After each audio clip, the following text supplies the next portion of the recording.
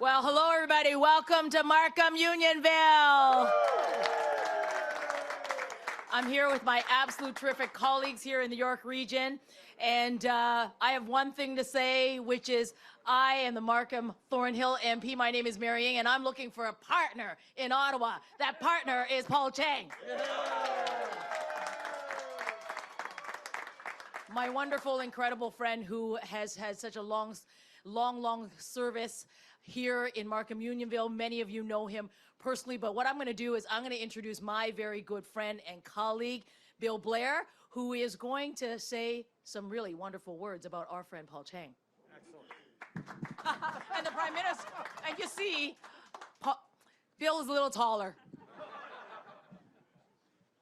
Thanks for straightening that out for everybody, Mary.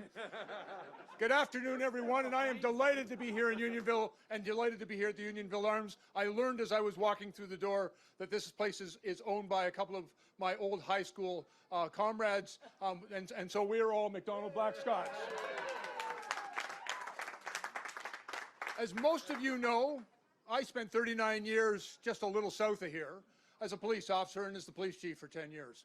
And I learned a few things that have helped me when I went to Ottawa to work for Prime Minister Trudeau. And one of the things I learned is that if you really want to keep a community safe, it isn't just about tough talk and empty words from Conservatives. It's about investing in families. It's about investing in our communities. It's about making a difference in every one of our neighborhoods where people can raise their kids with dignity and in safety and respect. And it's about building a united country. I also learned, And if I may, it's also about stronger gun laws, not weaker gun laws. And certainly not about anybody pandering to a gun lobby trying to bring assault weapons back into our community that have no place here. In 39 years of public service, I also learned a lot about public service.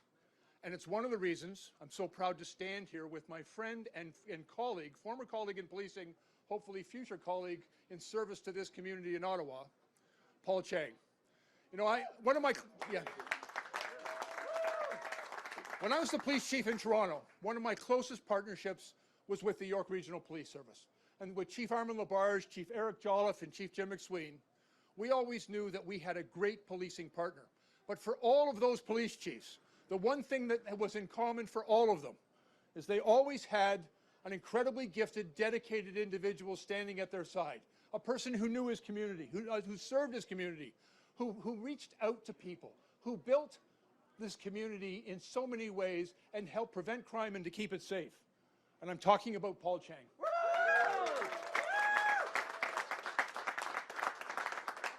Paul and I are here today, but we've attended hundreds of community meetings here in York Region.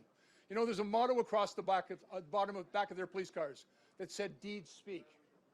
And I'd invite every person in York Region and in Markham Unionville to remember the deeds of Paul Chiang when they go to vote on Monday.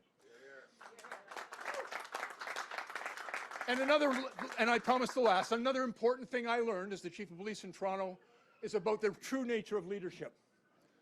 Leadership is absolutely critical to the success of our communities and the success of our country. When I made the decision not to retire after I finished in policing, but to go to Ottawa, I based it on one factor, the leadership of Justin Trudeau. The best advice I got was find the people whose values most closely align with yours and a leader that embodies those values every single day. And although the job will be tough, a person you can always stand with and behind because you can count on them. A strong leader, Justin Trudeau.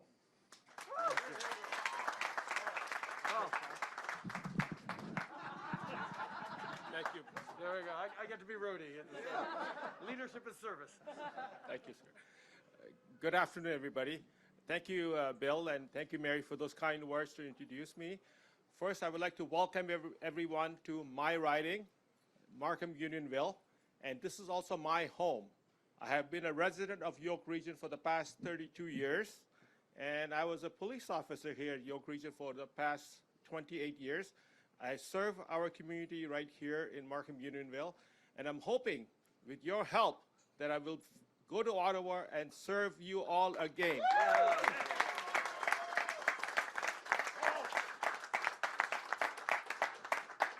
I would like to thank Paul, the owner of the Unionville Pub and Arms, for hosting us today and graciously opening his patio so we can have this event here, so we can all be together with our great leader, Prime Minister Justin Trudeau. I don't need to further introduce the two persons that is here with us today that you all know intimately well. First of all is our leader, Prime Minister Justin Trudeau, and also His Worship, the Mayor of Markham, the greatest city, the city of Markham, Mayor Frank Scarpitti. All right, Frank. Prime Minister, you're gonna raise this for me? Hey, you're a big guy. There you go. Oh, my God. Well, thank you very much. And I'll tell you, I've never had a better person handling the microphone than the Prime Minister of Canada. Welcome to Main Street, Unionville. Welcome to Markham. The sun always shines, but let me tell you, it is shining bright today with Prime Minister Justin Trudeau here. And I want to say thank you as well to Paul and Tom. They're brothers. They've been here. They've been working day in and day out like small businesses for the past year and a half. And I thank them for their commitment to this street, to creating jobs, and to making sure our economy continues to grow. Thank you to the both of you.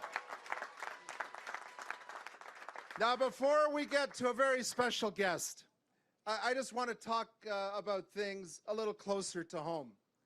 I live in the riding of Markham Unionville, and I can tell you that democracy only works when we have great candidates that come forward. And we could not have a better candidate than Paul Chiang to represent this area.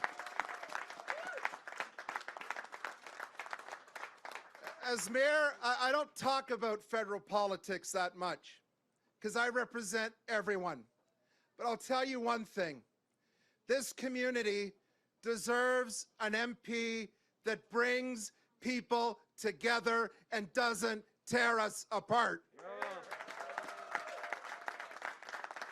I know that Paul Chiang, as MP for Markham Unionville, would never lead people astray and lead them to believe that we'd put a safe injection site on Main Street, Unionville, for his political gain.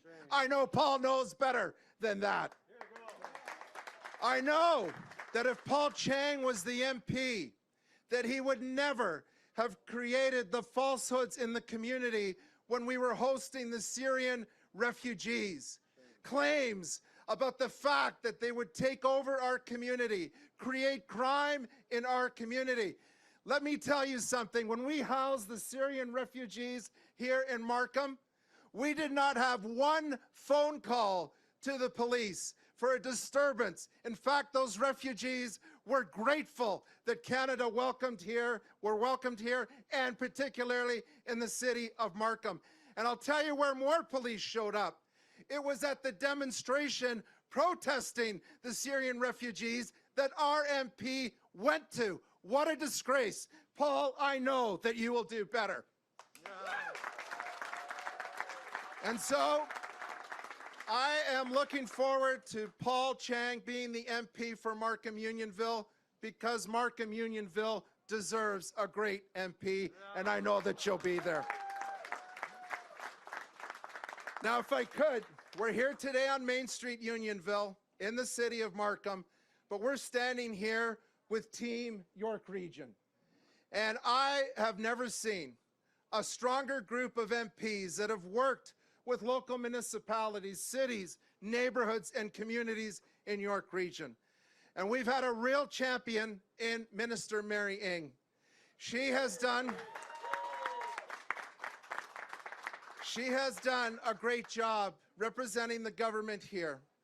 The money that was put to go towards Tech Undivided so that young girls and young women could succeed in the tech industry and that the barriers would be broken. To the money that was invested in the hardware catalyst, giving start-up companies, tech companies that want to succeed, that they now can test their technology here at home. They don't have to go around the world. They can stay right here in York Region. And then something that was born out of Venture Lab, the Semiconductor Council. You know, a lot's been said over the last couple of days that this government's not doing enough to look after the second phases of developing innovation. Well, that couldn't be further from the truth, because they developed the Semiconductor Council, which will pave the way to actually create those semiconductors here in Canada so we can compete globally. And I'll tell you something else this government has done that's very key, not just to York Region, but to all of the GTA. But Team York Region has been at the center of it. For decades, we at the local level have been pleading with the federal government to give us sustainable funding for public transit. Different parties, different stripes, we've made that ask for decades. And it's this Prime Minister who stepped forward and finally committed. We were the last G7 country not to have national funding for transit, but he came forward and his government committed $15 billion to building transit in this country. $3 billion a year from now on, which means hopefully we will never fall behind again in this country. So there's been a historic investment in the GTA on transit. And as we all know, the Yonge Subway extension is the #1 priority for York Region. And the reason that it is, it's to deal with that gridlock and that congestion that we face. But the Yonge Subway will create close to 60,000 new jobs, creating economic prosperity for this area, for this province, and for Canada. It will reduce the 3,300 daily bus trips that are stuck in traffic, and by doing so, will eliminate 13 tons of greenhouse gases per work day. Aside from everything that it does for us today, it will also unleash housing units for over 100,000 people, because we will need that Yonge Subway to intensify. We will need that Yonge Subway to curb urban sprawl, and it just would not be possible without the investment of the Yonge Subway. So I want to say thank you to Minister Mary Ng for championing so many things, including the Yonge Subway. Majid Jarawi, who when first elected in Richmond Hill, I'm going to let our fire service, let's give them a hand because they do a great job. Have been doing a wonderful job during some very challenging times. Majid Jarawi, who when he first got elected, I think he called me more often than I called him about the Yonge Subway, but he's worked hard. And I say thank you to Francesco Cervera, who also continued to work with all of the MPs in this area to ensure that we got that subway. Thank you as well to Helena Jasic, as I know that she's been there, not only about the subway, but long-term care, making sure that what happened to seniors over the last year and a half never happens again in this country. And to Deb Schulte, who's been looking after seniors and making sure that all of their needs are going to be met into the future. I know that she and Tony Van Bynen, again, they supported the subway, but they also supported the key investments in broadband so that all areas of the region could achieve economic prosperity. So I say thank you to all of you. And Prime Minister, maybe you don't know it yet, but you not only have been a great partner, you have been an important member of Team York Region. And last time, during the last election, the Prime Minister made another stop here in Markham in the final days of the campaign, and I'm glad you're back here on Main Street, Unionville, again today. But during the last campaign, the Prime Minister shined a shovel. He gave us his word. he gave us his commitment. He said this government would fund York Region's top transit priority. And so today, as a valued member of Team York Region, Prime Minister, I want to present you a shovel. And it's a replica because the original is too valuable to give to you. But I give it to you as a token of our appreciation. I give it to you because in this shovel represents the work that we have all done together to make sure that the Yonge subway gets built, that we share in the economic prosperity, that people, no matter where they've come from in the world, know that when they land here in Canada, when they come to the GTA, to Markham and York Region, they're going to succeed. Why? Because we've had a government that's invested. And I leave you with one final thought. Prime Minister, thank you for your leadership during the pandemic. You came out.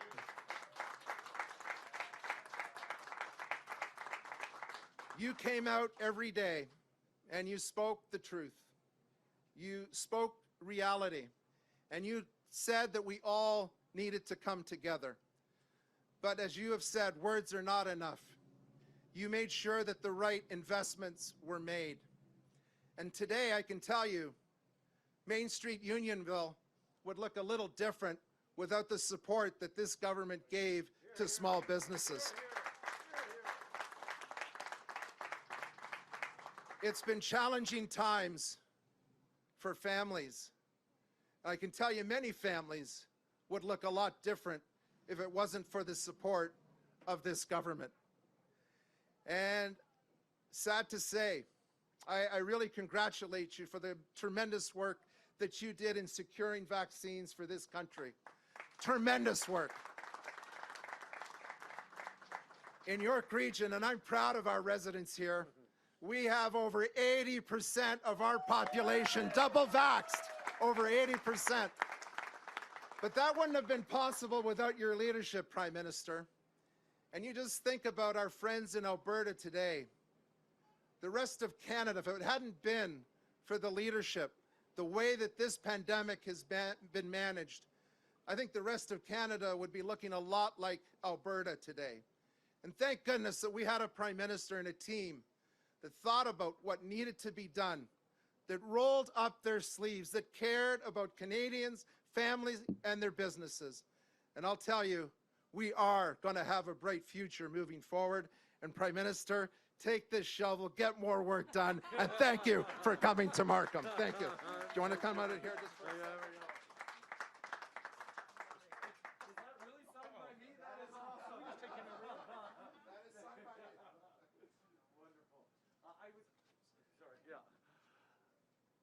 Thank you, Frank, for your words and your extraordinary leadership. You know, as I was coming here today, I knew I was going to see you. I was going to tell the story of the shovel, how during the 2019 election, we stopped, I think we actually just stopped on a hold on our way to somewhere else near City Hall. And folks ran out with a shovel and said, "You're funding the subway extension, aren't you?" I said, "Yes, absolutely. We're committed to that." "Great. Can I get you to sign?" I'm like, "Okay. Sign this shovel." I'm like, "All right."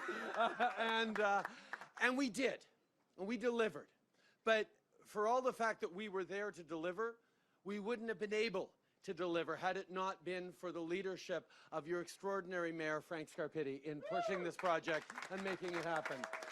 So to be able to stand with you today, to be able to thank you for such a ringing endorsement of the team and the plan that's moving forward is a really touching satisfaction, but it also reminds me there's lots more work to do. And that's exactly why I'm so proud to be here, not just with you, Frank, but with our amazing York Region team, from Majid to Deb, to Francesco, to Paul, who's coming on strong, to Mary, to Helena, to Gary, and to Tony. Thank you very much for being such an amazing team. Bill and I are humbled to be able to be with you guys today.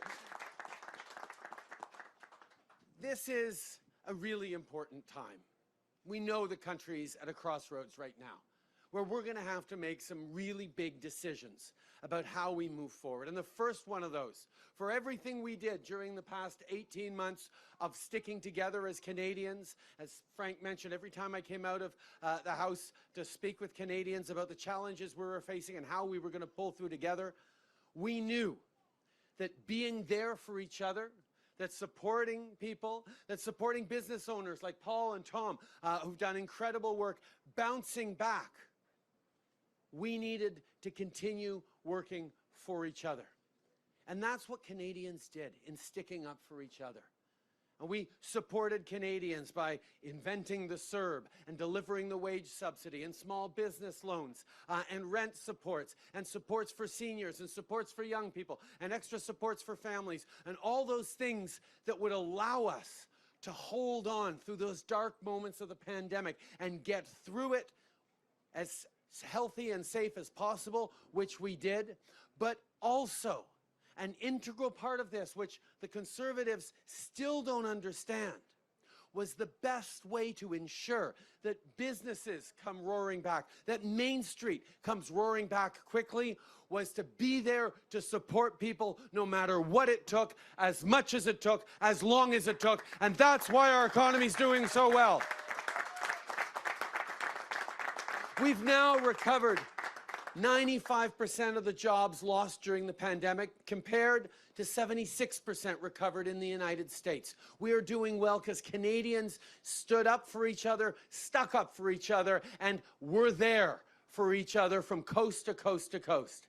And that commitment to service, that commitment to community that is so well embodied by all of our candidates here, but particularly Paul Chiang for his dedication and service to this community, to keeping people safe, to supporting them, is exactly what we need even more of going forward.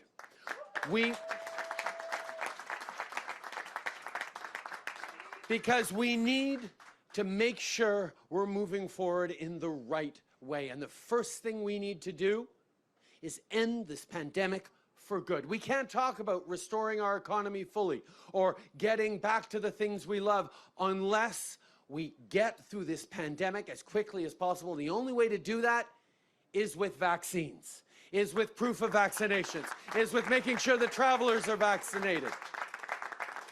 It's being unequivocal for standing up for those almost 80% of people, over 80% here in Markham, who've done the right things for themselves, for their families, to keep their kids safe, to make sure the community is free from further lockdowns, to make sure things bounce back as quickly as possible. That's the choice we're making. That's the choice you made, and that's who we're going to stick up for.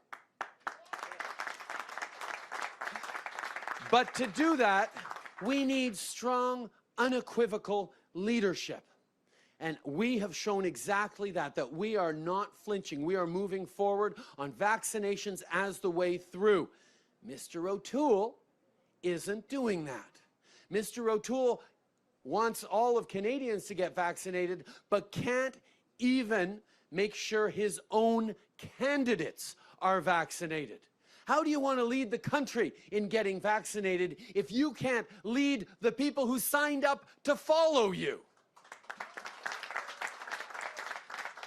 But as we found out today, it's actually worse than that.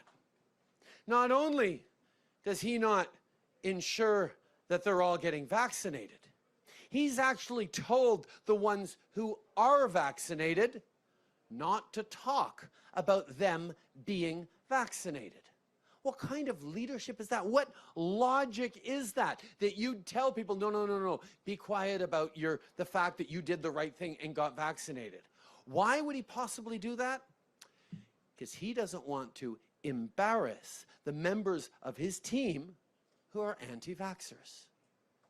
That's not the kind of leadership we need or deserve after the 18 months we've had as a country moving forward. But Mr. O'Toole still thinks that the best way to support the economy is trickle-down theory of supporting the wealthiest and not the most vulnerable.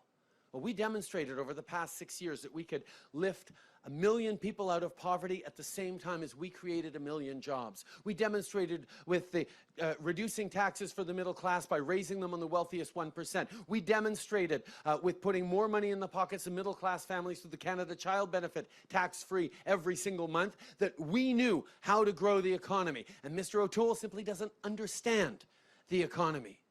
Because you can't have a plan for the economy if you don't have a plan to end COVID.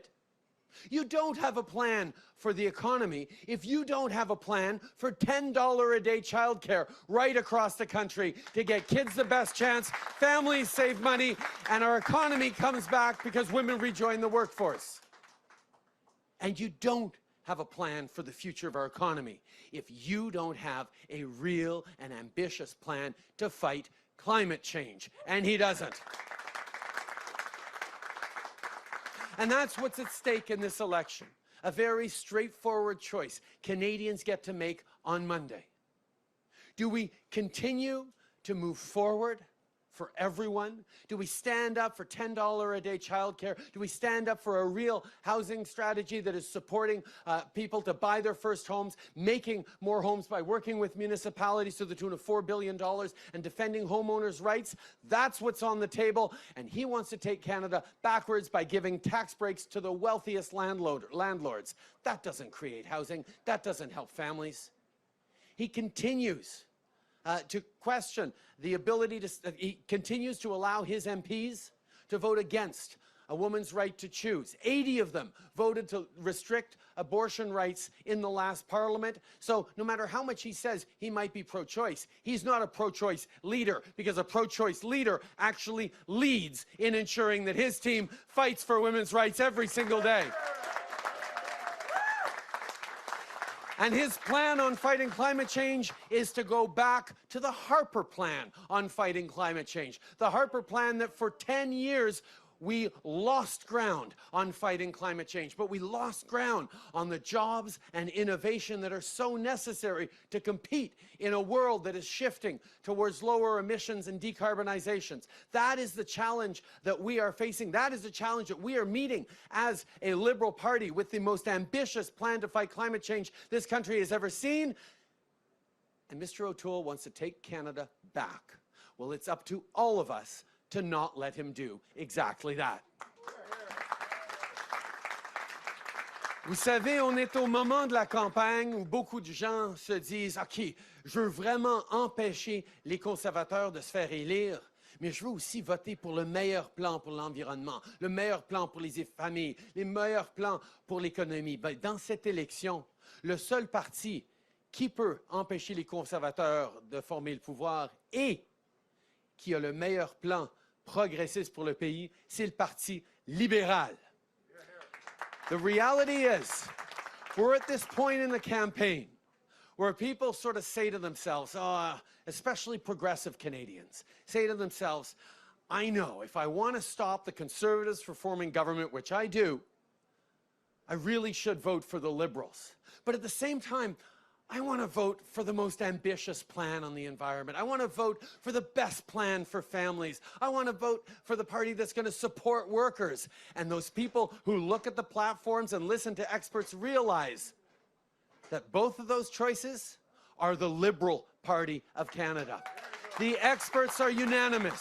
We have the best plan to fight climate change, the best plan for families, the best plan on housing, the best plan on ending this pandemic for good. So you can vote both with your desire to stop the Conservatives and your desire to bring forward the most progressive government in the history of country if you go vote Liberal on Monday. Merci beaucoup tout le monde. Thank you very much, everyone. Merci. Thank you, guys.